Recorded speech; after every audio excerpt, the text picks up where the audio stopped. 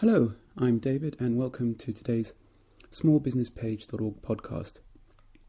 And this podcast is really for people who either have a small business or are thinking of starting a small business, and maybe you want some tips, some general discussion that might help you in your business journey. Well, in today's podcast, we're going to be talking about working with other people, but specifically getting a partner, working with a partner. And getting a business partner is something very different from getting an employee. And we'll look at that in a minute. But what we're going to start off with is quickly just to talk about why you might actually want a partner in the first place. So what happens is that, you'll often discover if you're starting a project or you already have a business, you might discover that the amount of work that you need to do is actually quite a lot. And sometimes it can be very, very, very challenging. So this is where a business partner comes in as a way to help you with that problem of having a really big workload. Well, you could obviously do everything all by yourself, and you might find that if you're working with other people, let's say you've got some employees or something, you might find that sometimes they sort of get in the way, as it were, or the amount of help that they can give you is actually very, very limited to whatever their actual job is. And yet you might need lots of other help. Because when you're a business owner, obviously you have a lot more to do than just a single job role, as it were. So some of the benefits of you having a business partner is obviously you now don't have to do everything by yourself, and you also have someone to bounce ideas off. So sometimes you've got ideas, you're not quite sure where to go. If you're like me, you might have 101 ideas. And it's always nice to have someone that you can sort of bounce ideas off. And again, it's very different than having an employee because,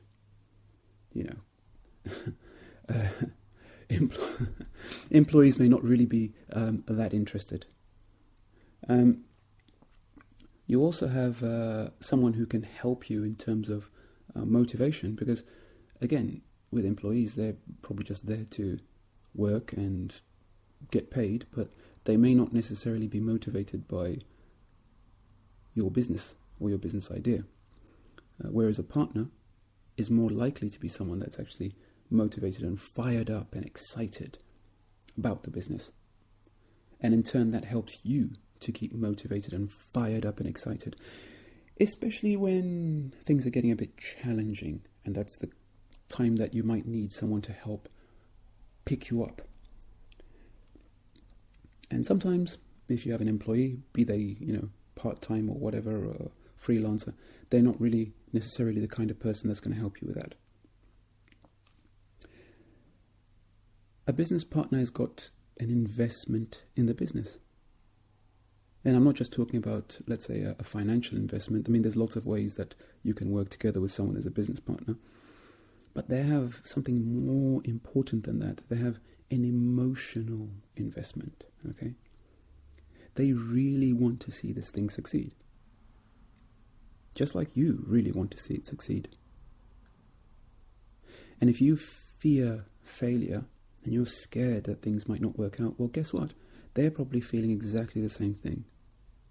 If you're excited about this project and what it can do and where it's going to go and your dreams being realized and living happily ever after. Well, guess what? They're excited about the exact same thing.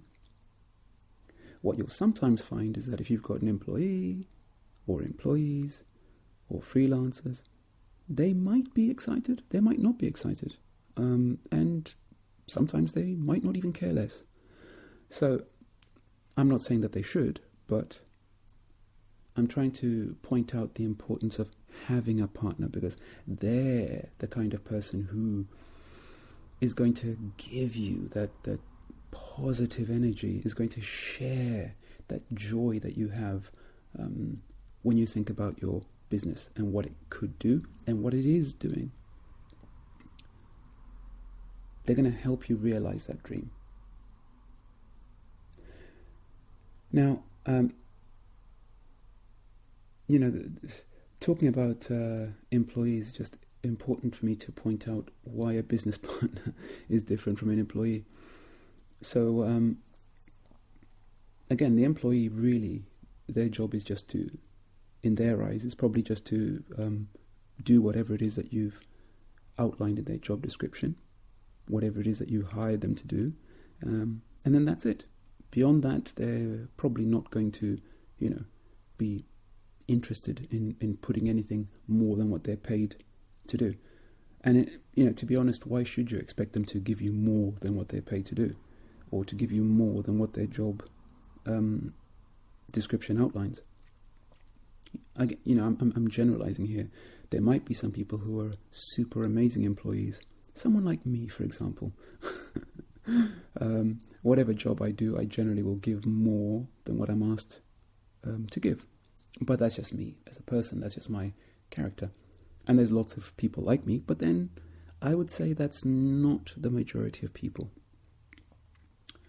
And again, I would say as a business owner, you shouldn't really expect people to go out of their way to, to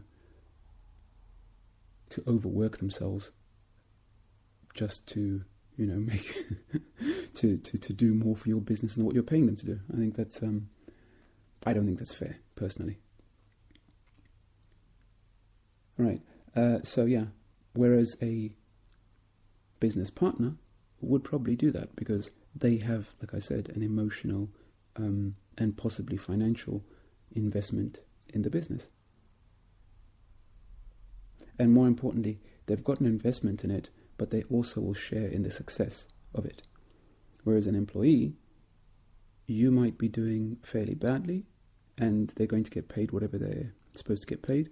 And then you might do amazingly well and they're going to still probably get paid more or less the same as what they were getting paid when you weren't doing so well. The point is, they don't really have a share of the success of your business. Okay? In the same way, they probably don't really have much of a share in the failure of your business. Although you might argue, but hey, David, the employee knows that if my business doesn't succeed, then they're going to lose their job. And if they lose their job, then everything's going to be really, really bad and the sky's going to fall down. Well, yes, maybe. But I can also point out that if your business fails and they lose their job, they can probably just go off and find another job. Yes, it's true, we're in a global downturn and so on, and there's less jobs around. But at the same time, all that will have happened to them is that they've lost a job. What will have happened to a business owner is, depending on the character of the business owner, it can be a lot worse than that. Because some people, if they lose their business or if there's a business failure, it doesn't just affect them in terms of, let's say, the financial loss, but it hits them emotionally as well. And some people end up feeling like they're a failure, like they can't do anything, and so on. In fact, I'll give you an example.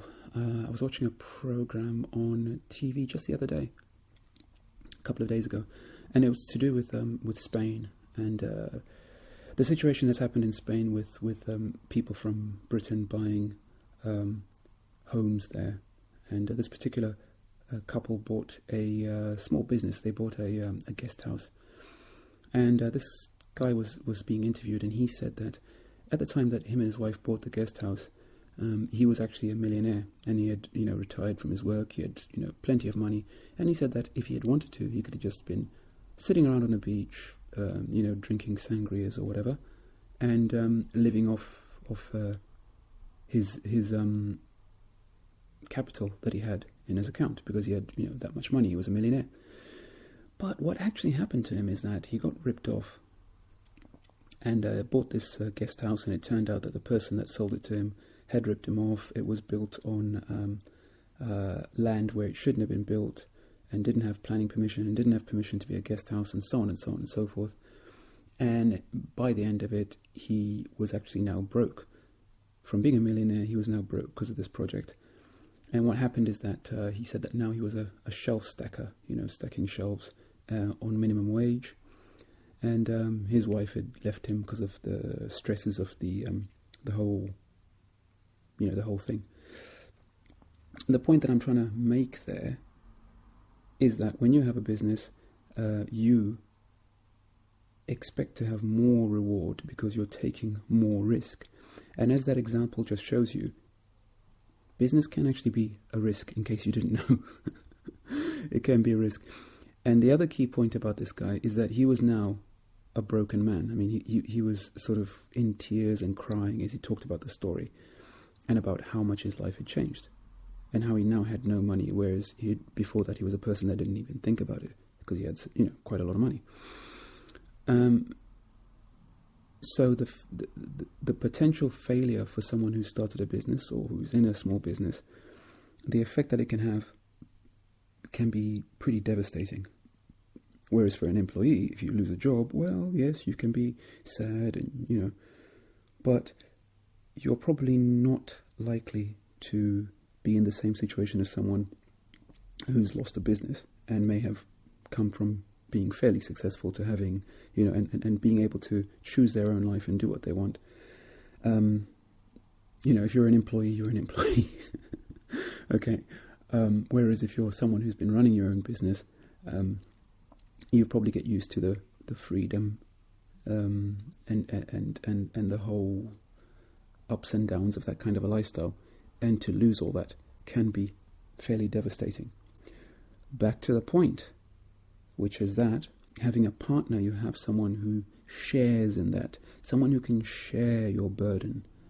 But in return, there's someone who will share in your success.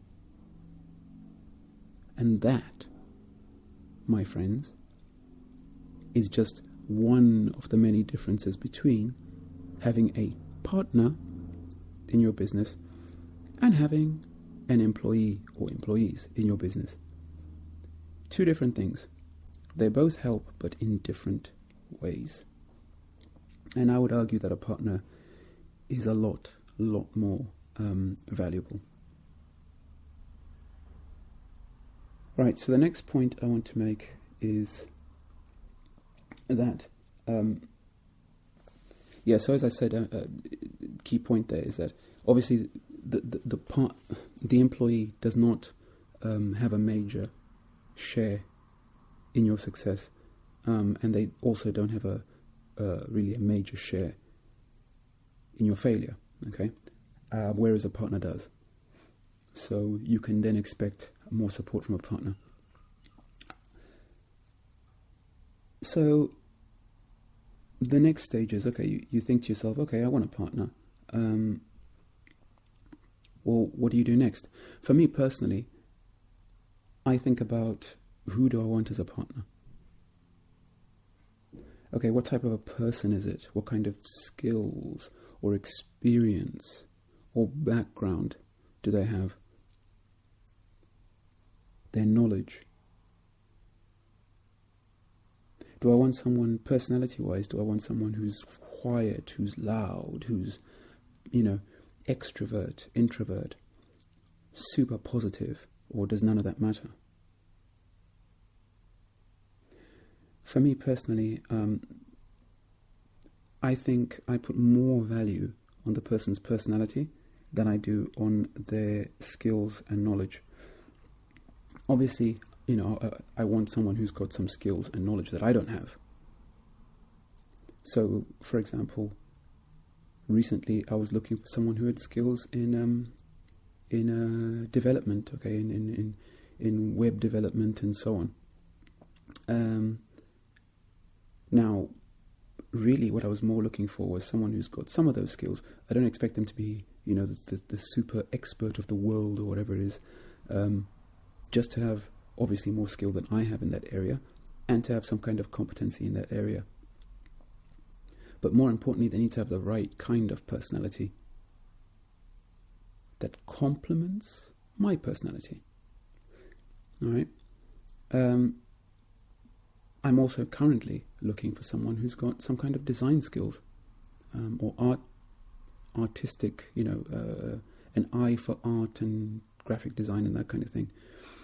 So, again, what's more important for me is not that they've won awards in graphics and art, or that they've got a master's degree in history of art and graphics and all that kind of thing. No, that isn't the most important thing. What's more important for me is that they've got a better eye for graphics than I have, which means, which doesn't really say much because I'm not particularly artistic. But what's more important for me is that they've got a passion for that kind of thing. Therefore, even if they don't have all the experience, or they haven't worked for 20 years in graphic design or whatever, even if they've just left college and studied a little bit of graphic design or whatever, the point is that if they've got a passion for that area, then they can learn it while we work on the project. Obviously, they need to have a bit of basic skill, but that can grow into something more because they've already got the passion for it. Because my other option for myself is really to hire a freelancer to do it, but I need more than just the freelance, because I've explained already what the difference between a partner and an employee is, and a freelancer is really just another employee.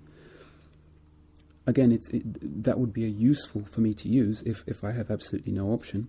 I would do that, or the other option is that I do it myself. But then when I do it myself, the standard, the quality that I'm going to get is not going to be as good, and more importantly, it'll take me a lot longer to get it done, and it'll take me away from the other things that I need to do. Okay, whereas if I got someone who was either a freelancer, they can do it a lot quicker than me, or a partner, they can do it a lot quicker than me, get better result, and also help to contribute in other ways to the project. So, for me, like I said, the most important thing is the personality and the passion. Are they really interested in this? Then the next point is, what about the so I've said that the personality is the most important thing for me, because I need to know that we're going to get along. But the other side of it is, what's in it for them? Okay, why do they want to become a partner with me? What do they expect out of it? What do they expect out of me? Because I'm a fair person, and I don't believe that someone should break their back and torture themselves just to get results for me, when there's nothing really in it for them. I'm not interested in that. I want to have a mutually beneficial relationship. I want to create a win-win situation. And for me personally, the way I do that is by telling the other person what my expectations are, what my dreams and hopes and goals are. And then I expect them to tell me theirs. I tell them what my ideal person to work with is, and they tell me their opinion, and we then find out if we're right for each other. It's just like any other relationship. Because for me, when looking for a business partner, I'm looking long term. Okay, I don't want just some short term, sort of thing. It's not like a freelancer where it's a short term thing and that's the end of it. It may lead on to more, it may not. Who cares? I'm not saying that to be rude. I'm just trying to illustrate a point. Whereas with a business partner, it's a lot more intimate. It's going to be a lot more intimate working relationship. By intimate, I don't mean... I mean a more in-depth, if you like, working relationship where you're probably going to be in contact with each other a lot more. And, sharing a lot of ideas and so on. And sharing in the joys and pain of winning and losing. Because obviously if you're doing something in business, you're not always going to win. And not every single idea that you ever come up with is actually going to be successful. And it's nice to have someone to share that with. But again, it's good if you and that person are singing from the same hymn sheet, if you like, okay? If you're sharing the same vision, if you like. So what I do is, like I said, I find out what that person is looking for. I tell them what I'm looking for. And then we create a win-win situation. And that's it. So anyway, that's the end of today's podcast. And if you're interested in talking more about this subject, please visit smallbusinesspage.org. And actually, I am, as I told you before, looking for partner or partners, because I have a few different projects that I'm working on, and it would be nice to find like-minded people to work with. And equally, if you're looking for a partner for one of your projects, well, tell me, share it. I may be the right person, I may not be the right person, I may know the right person, I may not. Who knows? Sometimes it's just good just to share your challenges with like-minded people, share your goals and aspirations with like-minded people, and that alone may actually be very beneficial. Okay, so I'm David, and that's the end of today's podcast. Talk to you next time. Have a great week. Cheerio.